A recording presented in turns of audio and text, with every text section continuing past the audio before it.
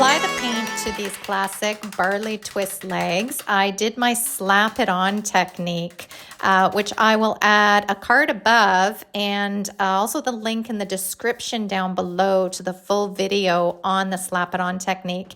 And basically what it is with a dry brush, you don't want to be dipping your brush in the paint right before you do this. You want a drier brush. And all you do is slap it on any sort of cylinder spindle piece. And this is so you do not get brush marks when you're painting these spindles. And it works fabulous. Ideally, when I'm doing the slap it on technique, I prefer using a flat brush. Here I am using my 2-inch oval.